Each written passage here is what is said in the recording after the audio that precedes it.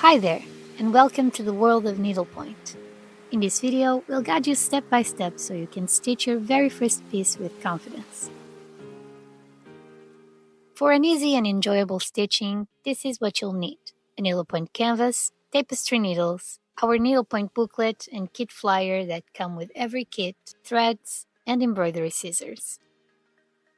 An optional but helpful tool is a stretcher frame, which keeps your canvas taut and prevents it from stretching and becoming deformed.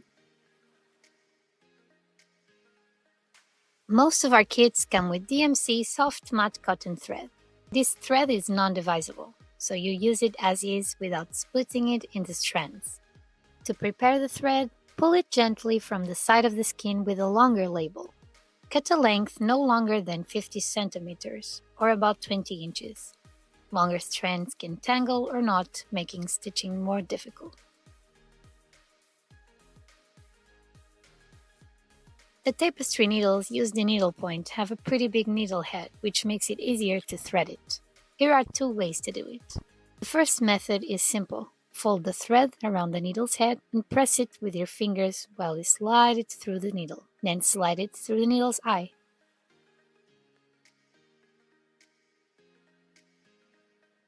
Another helpful tool for beginners is a needle threader. It makes this process even easier.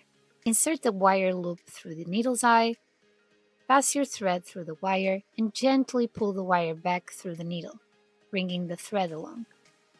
Either method works, so choose whichever is easiest for you.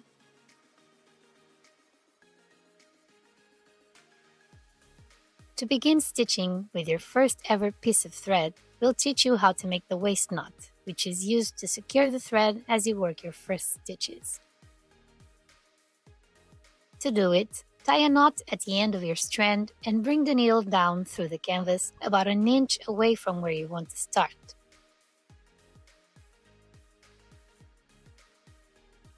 Then, bring the needle back up to the starting point.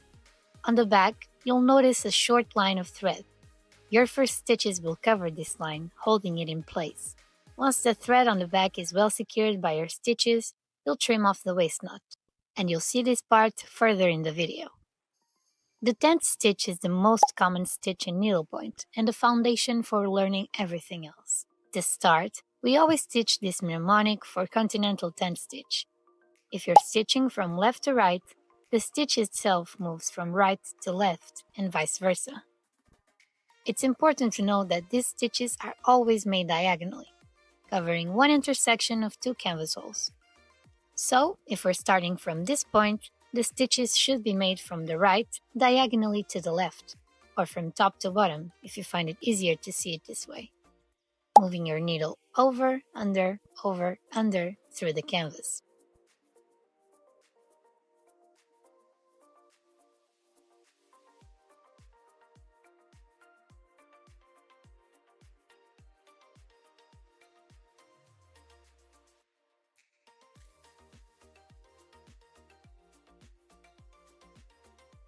As you can see, the thread from the waist knot on the back is already covered by the first few stitches we made, so we can snip it now that everything is secured in place.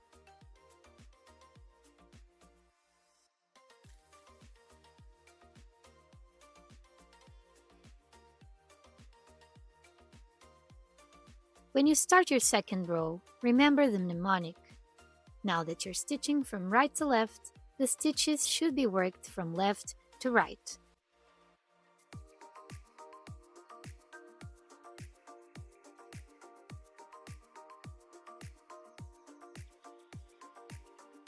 The stitches should always follow this same diagonal direction, so you should keep it consistent throughout the whole design.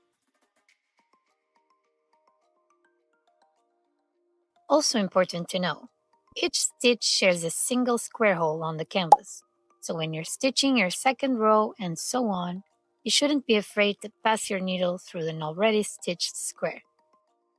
Just be careful not to pierce the thread that's already there, but you'll get the hang of it with time.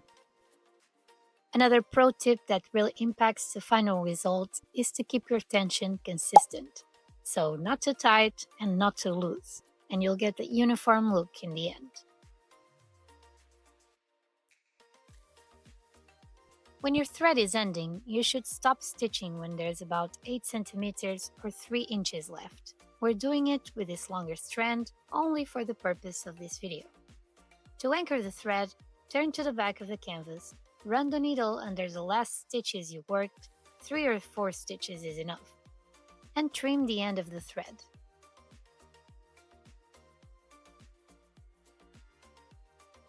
Now let us teach you another way of starting your first piece of thread. It consists of holding about 2 centimeters or 3/4 of an inch of the end of your thread firmly with your finger at the back of the canvas. As you make your first few stitches, you'll cover that loose end of your thread, securing it neatly in place.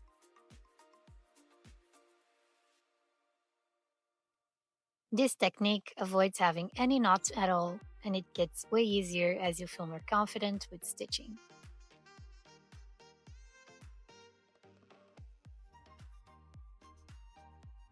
An easy way to start a new piece of thread when you have an area of the design that's already stitched is to anchor it underneath 3 or 4 stitches, just like we did before when our thread was ending.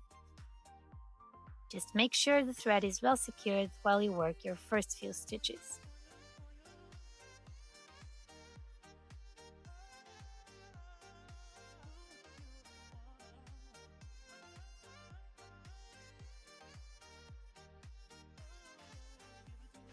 Today you learned the most common stitch in needlepoint, but once you've mastered the 10th stitch, you can start exploring decorative stitches to add texture and detail to your work. Our booklet includes diagrams of some of our favorite stitches, showing you exactly how to execute them. Here's an example of a piece with decorative stitches.